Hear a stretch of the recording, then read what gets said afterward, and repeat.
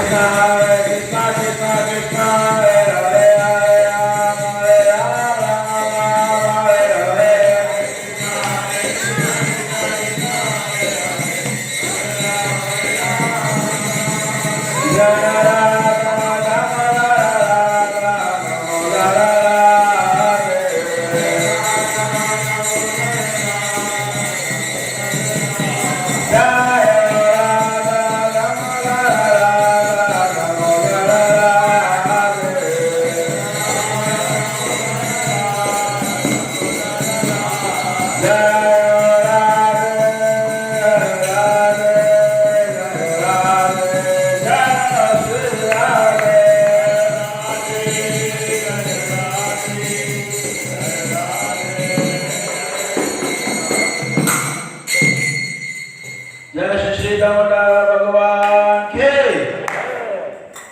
श्री रुक्मिणी द्वारकाधीश भगवान के, सीताराम लक्ष्मण हनुमान जी के, श्री गणेश के, जय Premanand.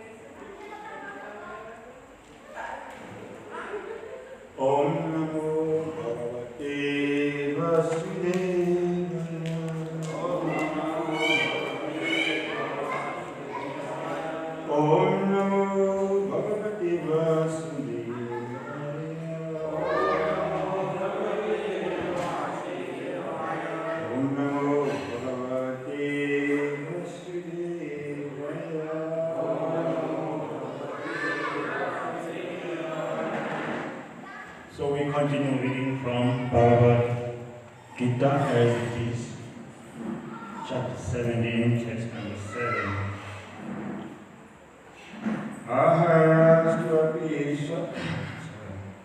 Aharastapi sarvasya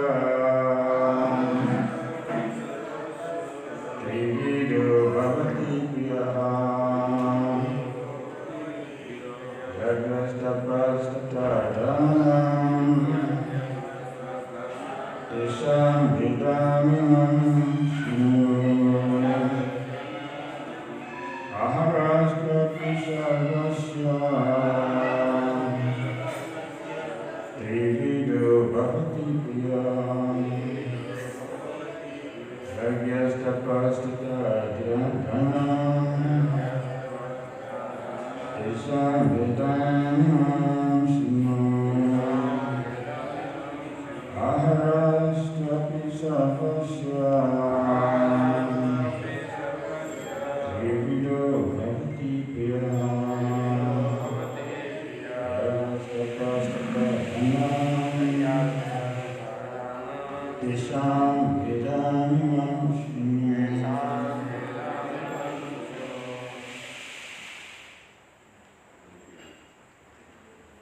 Translation.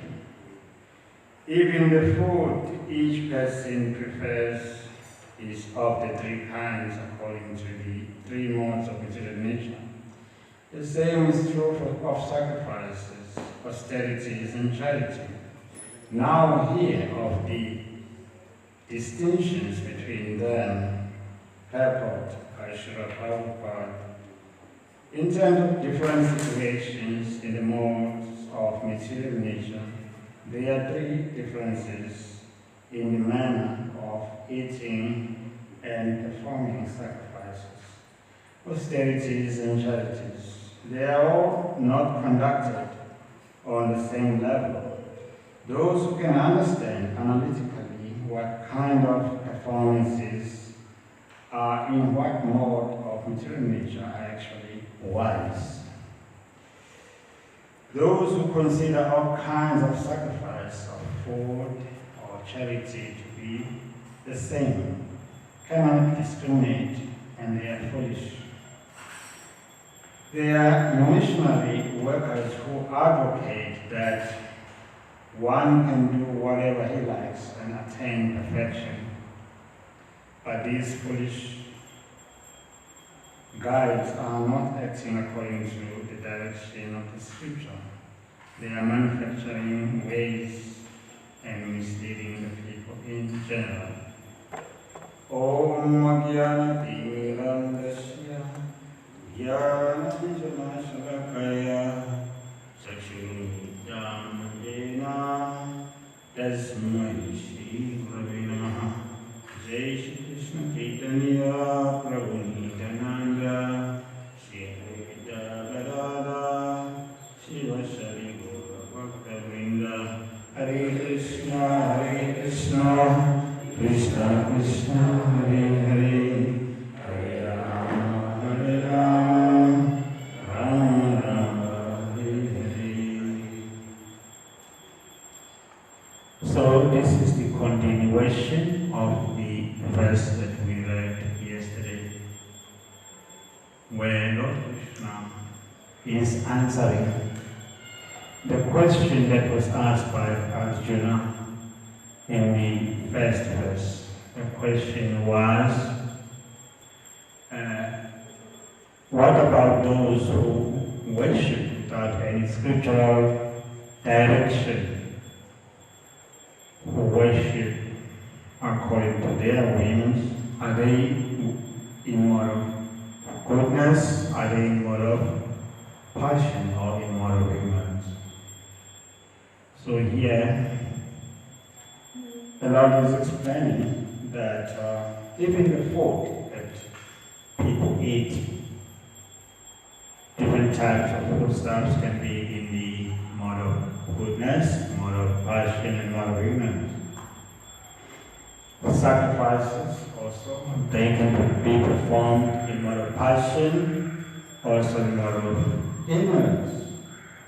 So then he will explain furthermore what are the results of these different yagas. Because in this world, everyone is covered by these three gunas. Krishna says, Tribir Gunamai Bhavai Epi Sarvam Idam Jagat. That is chapter 7, text number 14. That the whole world is covered by these three gunas. Goodness, passion, and ignorance. And he said, Epi Sarvamidam Jagat Mohitam Nabijanati Mamebhya Param Avyayam. And they do not know me as the Supreme Personality Parent, who is Avyayam, above the three modes of material nature or inexhaustible. And then the next verse he explained, no. But that this the material energy that we are dealing with is divine and is working under his direction. and that those who surrender unto him, they can easily cross beyond it. So these verses, you find this in the Bhagavad Gita, also in chapter 2. There the Lord tells Arjuna that when your mind has gone beyond the fruitive language of the Vedas, and when your mind is concentrated in self-realization, you will have attained divine consciousness. That propels Arjuna to ask a question: what are the symptoms of someone who has become transcendental? What is his language? How does he speak? How does he sit and how does he walk? And then in the commentary of Vishwanath Chakravarti Thakur, he explains that Arjuna is not talking about sitting. He's not talking about really walking or talking. What he's saying, or what he wants to know, is how does a person who has transcended these three gunas, how does he react when he comes in contact with the object of the senses? Does he remain dull and inert like Jada Bharat, or does he try to enjoy the object of the senses? So in that way here, the food that we eat also will be attractive to us according to our situation within the three gunas. The Vedas explain that there are two principal factors in our existence. One is Vashana, means inclinations, and Ruchi means the taste. So our taste and inclinations are due to our samskaras, previous samskaras.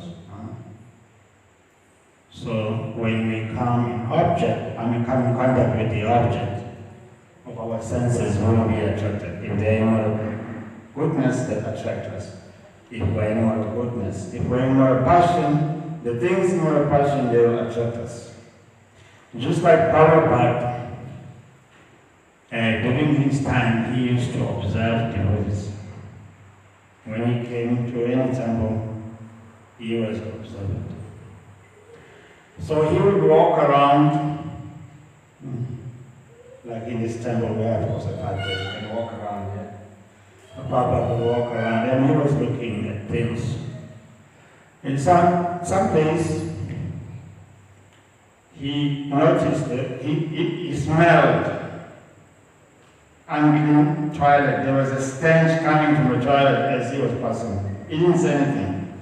After going through the corner, he stopped and said, "Tell me, did you observe anything?" And then the devotees said, "No." He said, "You didn't smell anything as we were going around, no?" He said, "To all the same guna. We just passed a toilet that was smelling. You could smell as you passed by, but you didn't smell." Certain qualities will react differently in contact with the qualities that are opposite. If we are not of goodness, when we meet someone or something in goodness, there is no reaction because you are of the same quality. But when you are not of goodness, coming in contact with Rajakundanugun, immediately you become repelled. You can't really relate to anything or any foodstuff that is in your passion, Rajakundanugun, because that quality is not there. He said, since you didn't sense that there is a deity toilet as you pass, it means you have the same quality. Prabhupada gave an example. When water comes in contact with water, there is no reaction. But you bring fire to water, there is reaction. Because the fire is of another quality. and the water is of different quality. So in a similar way, ignorance with ignorance, no reaction. There is happiness in all of ignorance. Passion in passion, there is no reaction. There is happiness in all of passion. Goodness and goodness, no reaction. So that is why you find that different people, when they come in contact, there is always a friction. Because they don't share the same qualities. Yes. So this is very important. So therefore,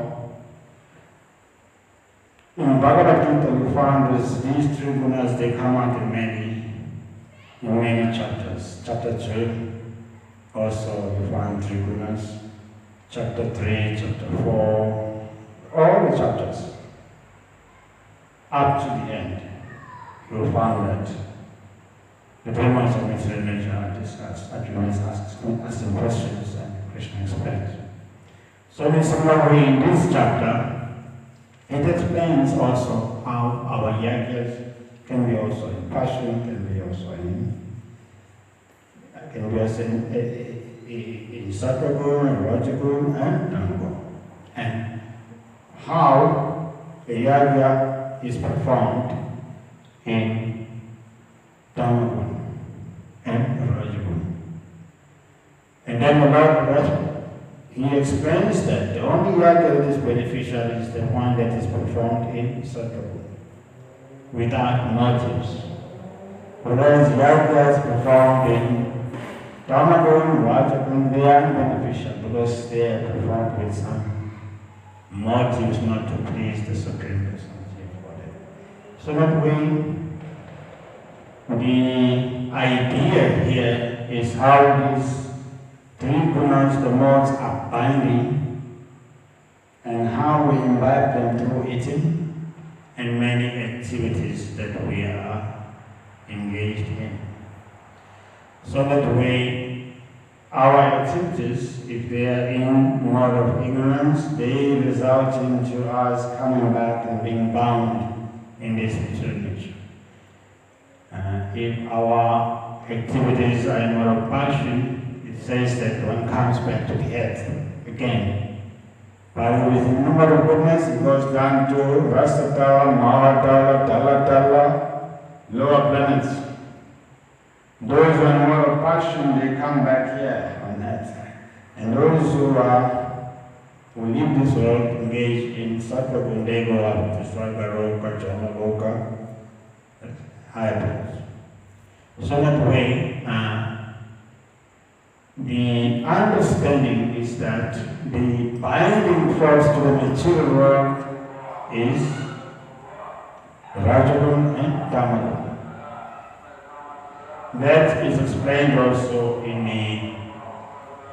the teachings of Patanjali Rishi, Yoga Sutra, that even in our mind, we experience distress. There is a mental state where we feel distressed, disturbed, a mental state where we feel bewildered. Arjuna was going through all these different mental states. And he says, Krishna, I cannot hold my kandiva bow, my hair steady in my hand. And then there's a mental state where we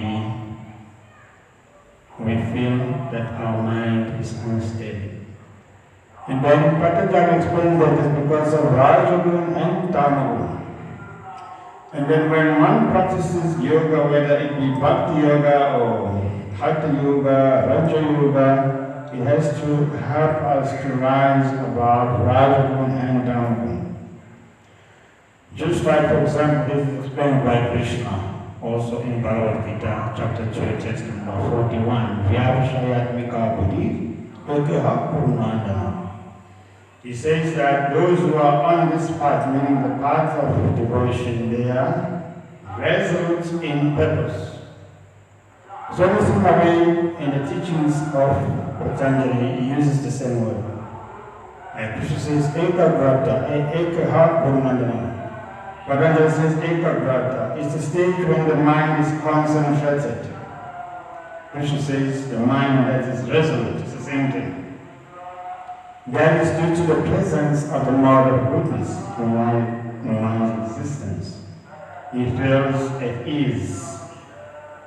When there's a problem, he doesn't get too hyped up. No, he remains calm and be able to think through the problem instead of emotionally becoming more involved. So that's when the mind is more concentrated. It means that person is now beginning to be dominated by Sattva. And then after that state, and then it rises to Nirodha, the state of mind that is completely controlled, steady in any situation. So that is why the modes of material nature are mentioned here in different chapters of the Bible. So here the Lord will be explaining about the yagyas, the mode of passion, yagya, the mode of goodness, and yagya, the mode of ignorance. Charity, giving mode of goodness, charity, giving mode of passion, and mode of ignorance.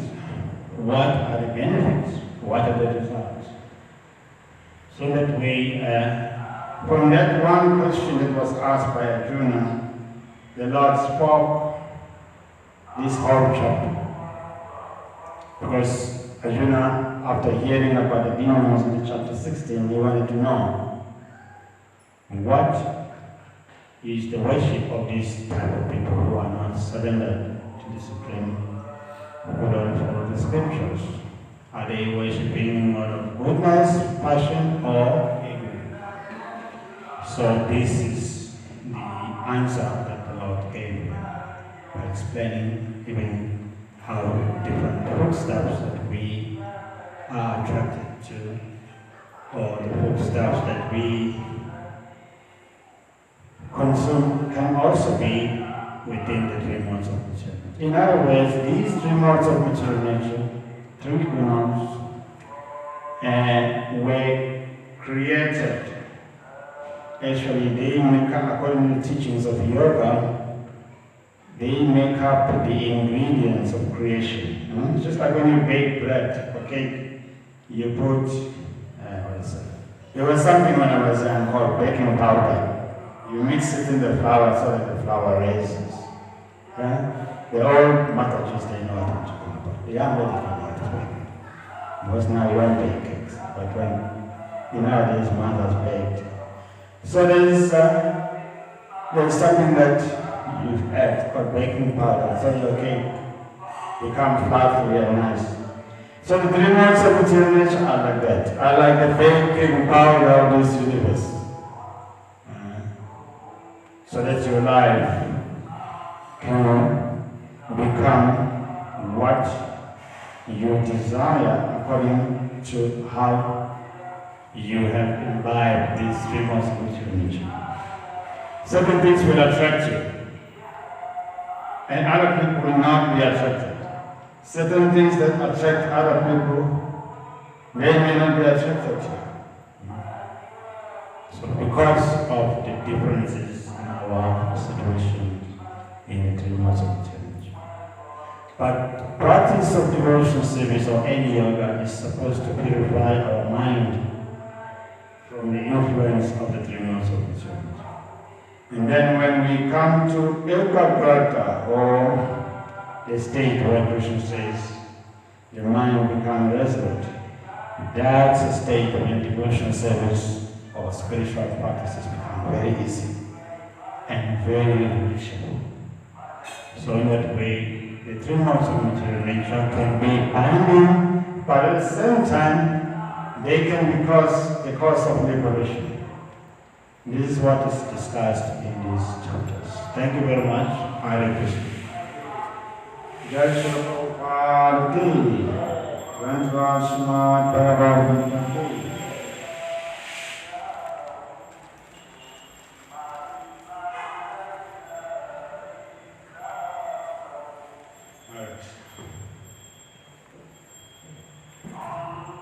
There's mosque nearby here. Yeah? We are in a holy dam. Yeah, everywhere. Just across.